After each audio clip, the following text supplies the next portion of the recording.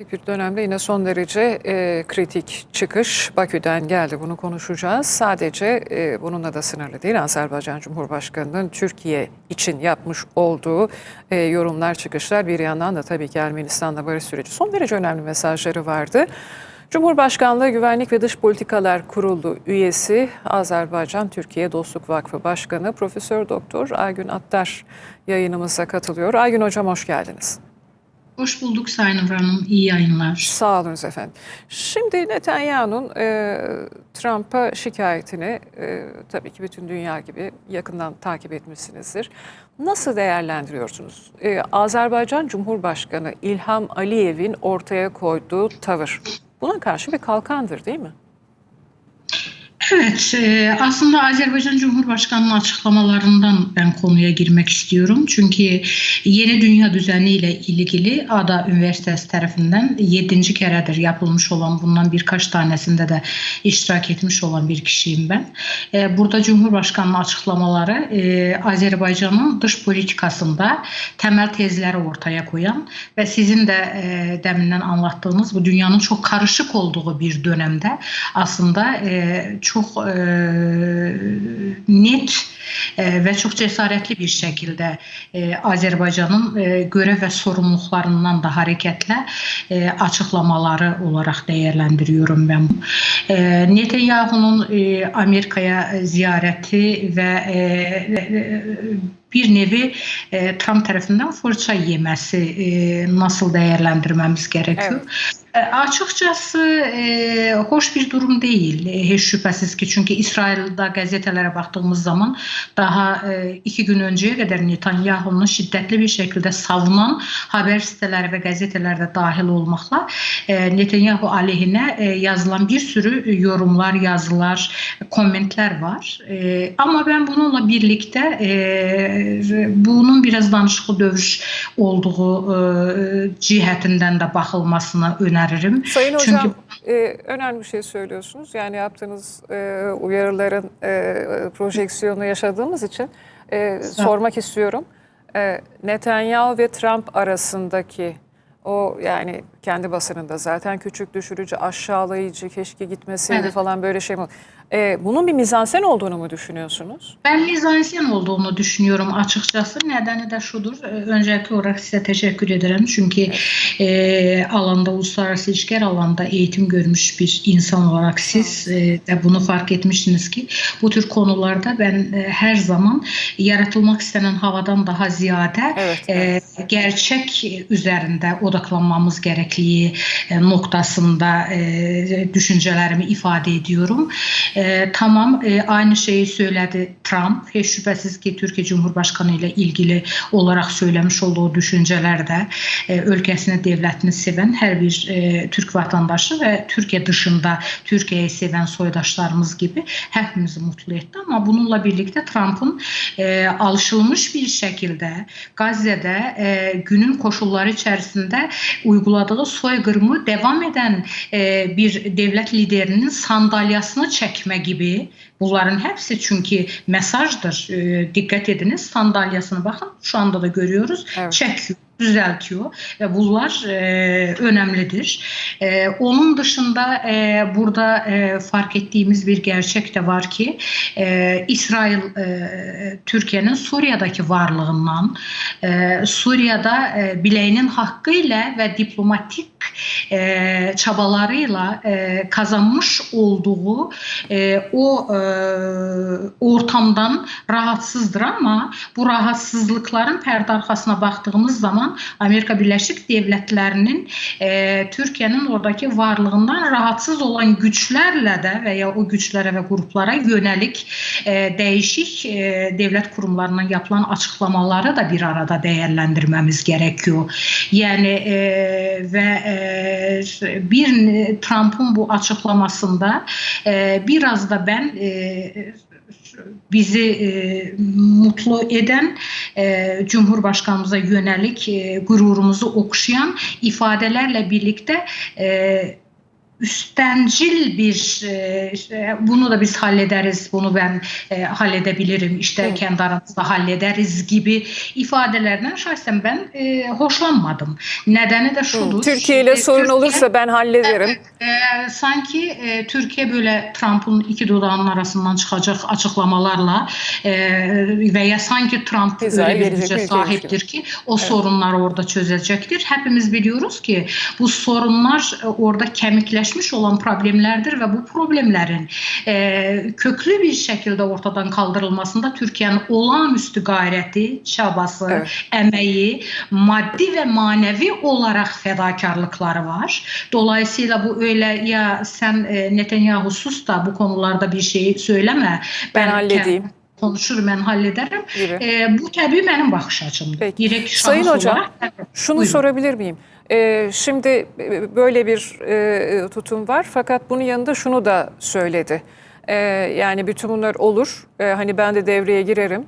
Yani Türkiye şöyle, Cumhurbaşkanı Erdoğan çok zeki, işte çok güçlü falan, bir kez daha dedi.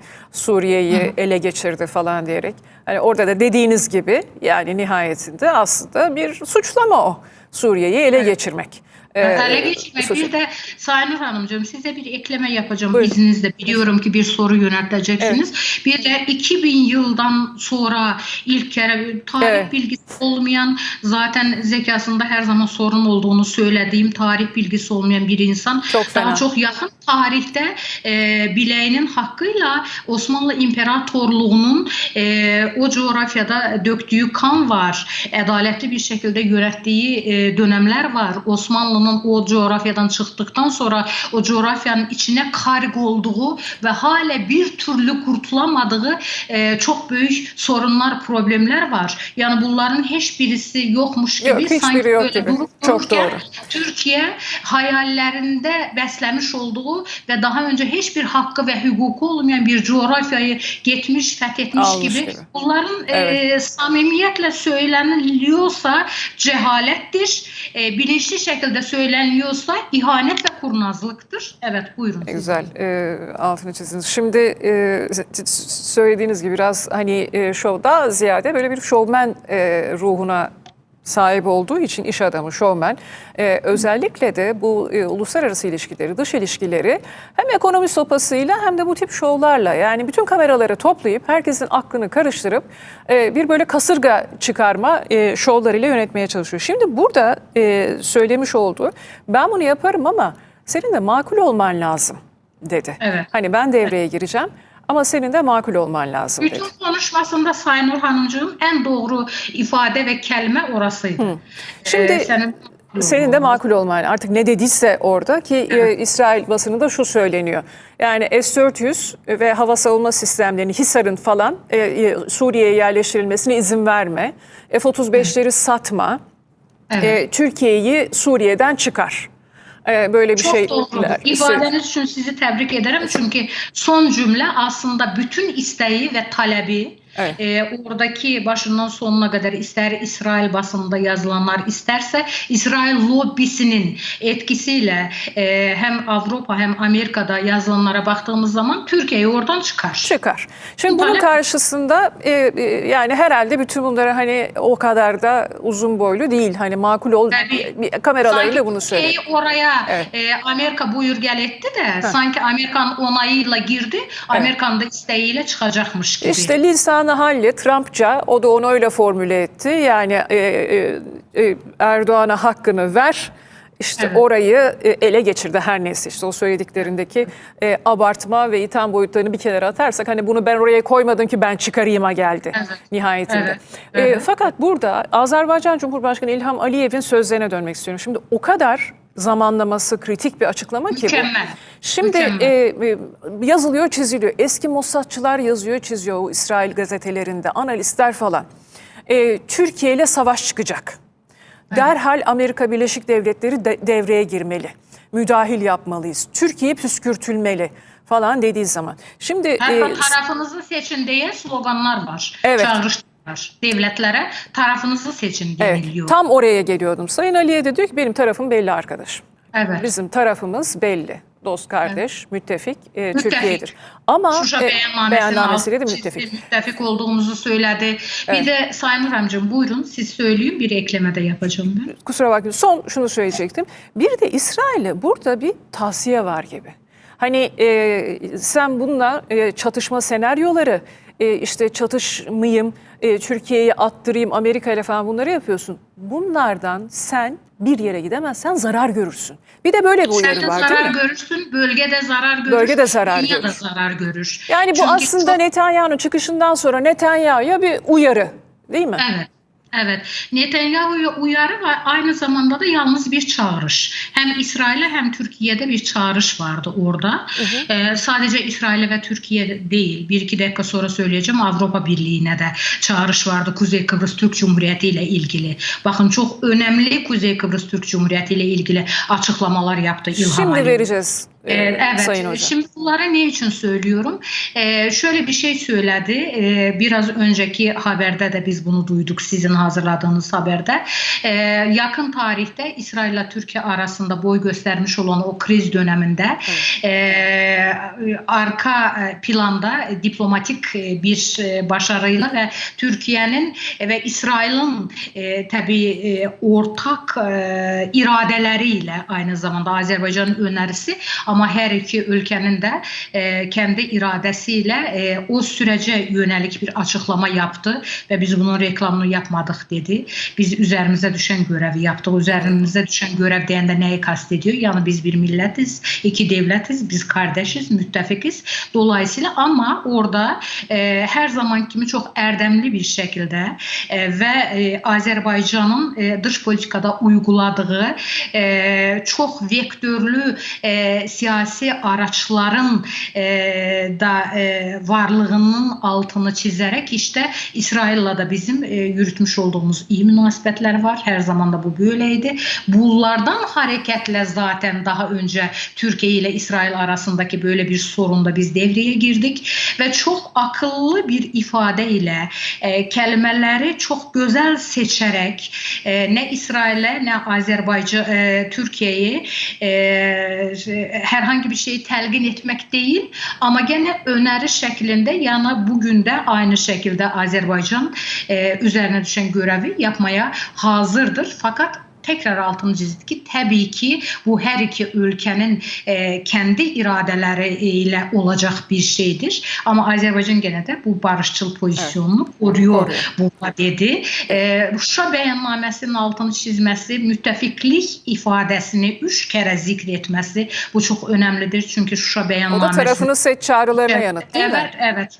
İsrail'den ve dünyanın çeşitli ülkelerinden o tarafını seçtiği, hatta Türkiye'nin içerisinden bile biliyorsunuz ki iyi niyetli olmayan bir takım güruh tarafından Azerbaycan'a yönelik bu taraf seçme meselesindeki çağrışlar vardı.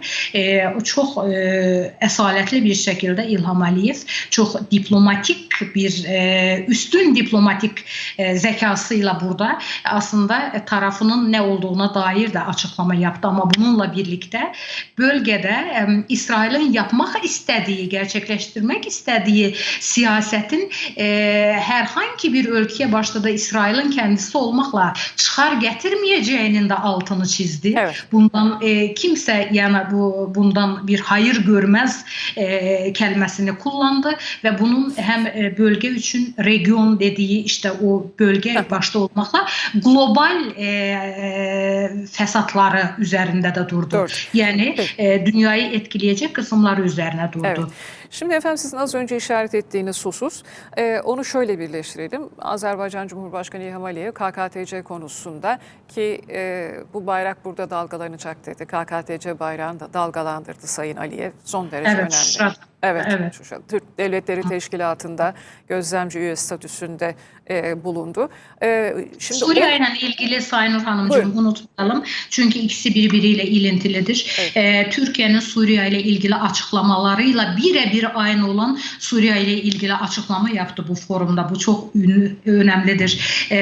İsrail ve Türkiye meselesi KKTC deyince ben dikkat ettim. Hem Azerbaycan'da hem Türkiye'de bu biraz arka plana itildi. Aslında aslında Suriyanın mevcut şəklini və şu anki iktidarı dəstəklədiklərini söylədi. Bundan önceki iktidarla Ermənistan arasındaki sıkı fıkı ilişki üzerine durdu. Ermənistanın şimdi göstermecilik bir şekilde Suriye'ye güya ki humanitar yardım göndermesinin aslında samimi olmadığını söyledi. Çok önemli açıklamalar vardı ve buyurun lütfen özür dilerim sizi de böldüm. KKTC çok önemliydi. Evet, KKTC ile ilgili açıklaması o kadar önemlidir ki Kuzey Kıbrıs Türk Cumhuriyeti'ni temsilen o forumda bulunan Cumhurbaşkanı Ersin Tatar'ın danışmanı, benim meslektaşım hemen oradan direkt canlı yayından bana bir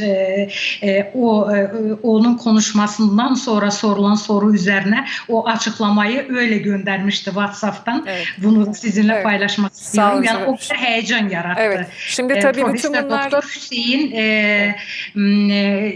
Işıksal'ın Kuzey Kıbrıs Türk Cumhuriyeti Cumhurbaşkanı danışmanının ne kadar bundan memnuniyet duyduğunu da ifade etmek istiyorum. Orada bulunan memnuniyet duymamak imkansız. Bir de bu öyle kritik bir zamanda geliyor ki yani tıpkı Netanyahu şikayetinden sonra yapılan çıkışın, Aliyev'in, Azerbaycan Cumhurbaşkanı İlham Aliyev'in çıkışının zamanlamasının etkisini pekiştirdiği gibi. Şimdi İsrail, Yunanistan ve Rum kesimiyle malum bir ittifak kurup bölgede, Doğu Akdeniz'de, bölgede, Orta Doğu'da yani Türkiye'yi dışlayalım. Şimdi İsrail tek başına değil, İsrail'in yanında Yunanistan var, Rum kesimi var.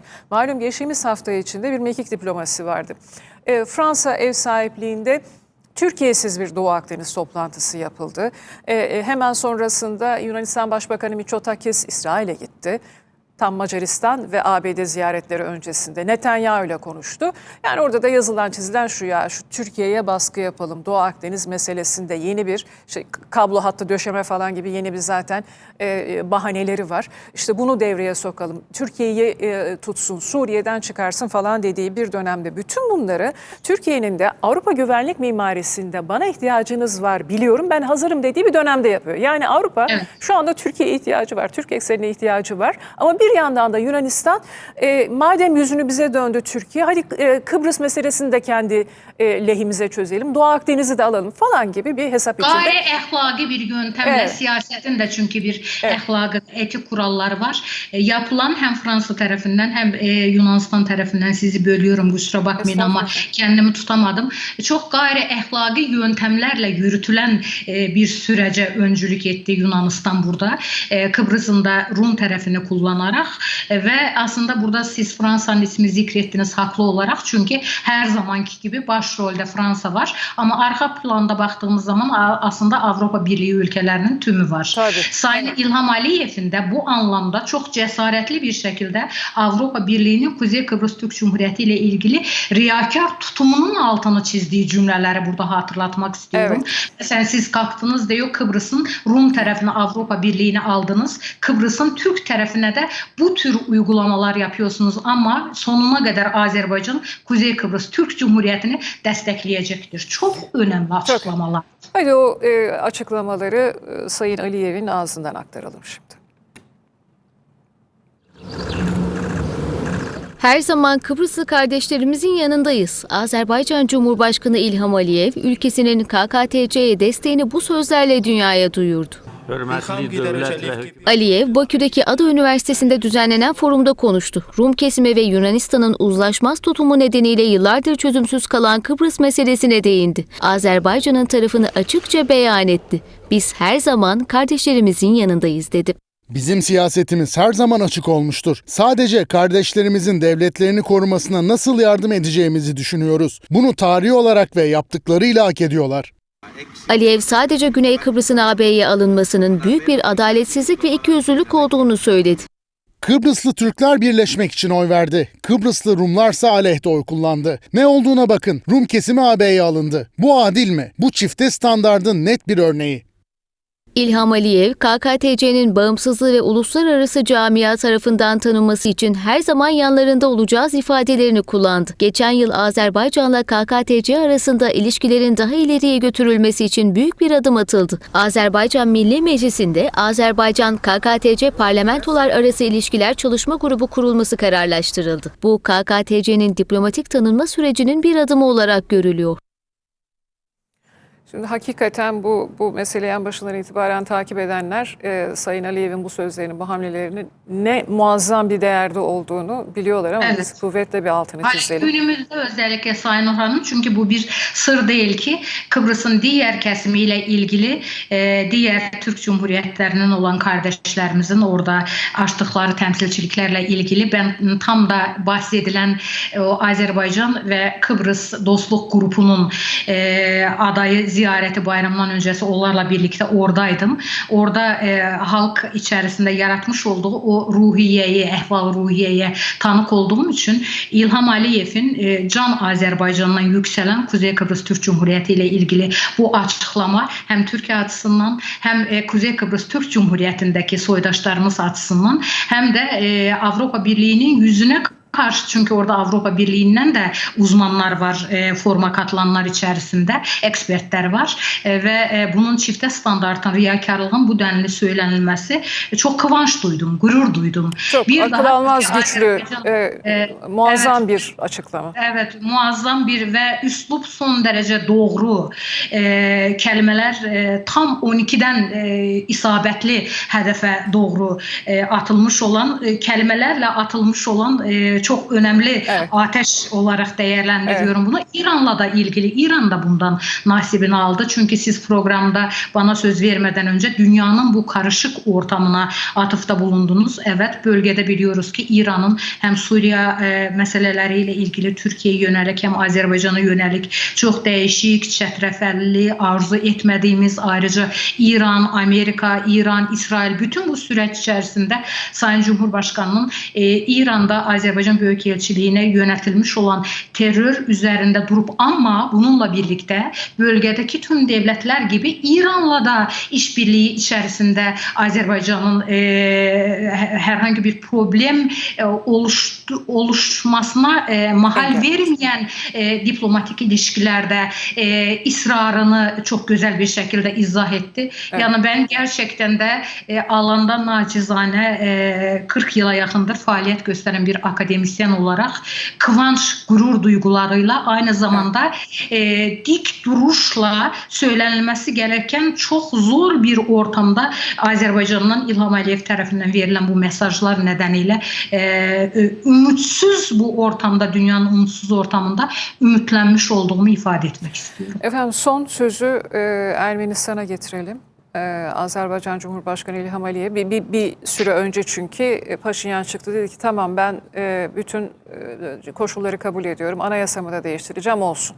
Şimdi Sayın Aliyev forumda buna dair de konuştu ama hiç ihtiyat elden bırakmıyor. Evet. Yani bir anda diyor ki hani bunu söyledi, evet top artık Ermenistan'ın sahasında. Ama hala batılı ülkeler karıştırmaya çalışıyor, bunun farkında olduğunun altını çizen bir açıklama yaptı. Sınırlarımızın dokunulmazlığını sağladık ama olası tehditleri de hesaba katıyoruz dedi. Onu da bir aktaralım, son yorumunuzu alalım. Azerbaycan Cumhurbaşkanı İlham Aliyev, Bakü'deki Ada Üniversitesi'nde düzenlenen Yeni Bir Dünya Düzenine Doğru adlı uluslararası foruma katıldı. Aliyev, Azerbaycan'ın 2. Karabağ zaferiyle Güney Kafkasya'da yarattığı yeni jeopolitik gerçekliğe bir kez daha dikkat çekti. Bölgede siyasi, ekonomik ve ulaşım alanlarında atılan adımları engellemeye çalışanların başarısız olacağını söyledi. Haritaya baktığınızda Azerbaycan'ın kilit bir yerde olduğunu görebilirsiniz. Bazıları Azerbaycan'ı sadece bu süreçten değil, aynı zamanda genel olarak süreçten ayırmaya ve Güney Kafkasya'da ayrım çizgileri çizmeye çalışıyor. Ancak bu kesinlikle başarısız olacak. Aliyev, savaş sonrası durumun nasıl gelişeceğinin Ermenistan'a bağlı olduğuna vurgu yaptı. Ermenistan'da çok güçlü rövanşist gruplar bulunduğuna işaret etti. Batılı ülkelerin Erivan'a verdiği askeri desteğin sadece yeni gerginlikler yaratmaya hizmet edeceğini söyledi. Ermenistan'ın yeni dostları ona yeni ve ölümcül silahlar sağlıyor. Bu durum bölgede barış ve istikrara hiçbir şekilde hizmet etmiyor. Toprak bütünlüğümüzü ve egemenliğimizi yeniden sağladık. Ayrılıkçılığı ortadan kaldırdık ve sınırlarımızın dokunulmazlığını sağladık. Bizim için bu konu bitti. Ancak bu olası tehditleri hesaba katmayacağımız anlamına gelmiyor. Azerbaycan Cumhurbaşkanı Ermenistan'la imzalanması beklenen barış anlaşmasına ilişkin de konuştu. Topun artık Erivan'da olduğuna vurgu yaptı.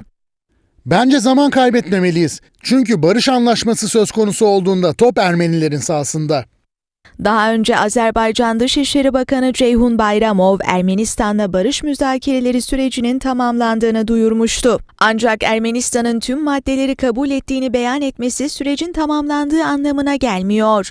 Somut adımlar atılması gerekiyor. Ermenistan Anayasası'nda Azerbaycan'ın toprak bütünlüğü ve bağımsızlığına yönelik maddelerin değiştirilmesi ve çıkarılması bu adımlar arasında. Üzerinde uzlaşılan maddeler geriye atılması gereken bir adım daha var. İki ülke sınırında yabancı temsilcilerin bulunmaması gerektiği için Agit Minsk grubunun da feshedilmesi gerekiyor. Sayın Hocam, şimdi bu böylesi bir dönemde hani Türk ekseninin, Azerbaycan'ın, Türkiye'nin gücünü gösteren hakikaten son derece önemli, son derece zor ama rahat açıklamalar. Ermenistan'la anlaşma ve Batı'nın yani ne yaptığınızı biliyoruz diyor Sayın Aliyev ve her zaman da hazırız. Ne diyorsunuz efendim? O anlaşma yakın dönemde gelir mi? Sayın Nur Hanımcığım, bunu sizinle o kadar çok biz konuşuyoruz ki Evet, ve siz de o kadar haklı olarak her defasında soruyorum maalesef. Sonra yok o değil. Siz haklı olarak benim bulunduğum veya bulunmadığım programlarda diyorsunuz ki Paşinyan gene de bu açıklamayı yaptı ama ve Sayın Aliyev de Paşinyan açıklamalarından, Ermenistan'ın açıklamalarından memnuniyet duyduğunu ifade ederek ama dedi. Yani bu ammalar bitmiyor. Top Ermenistan'da evet çok güzel bir açıklamadır.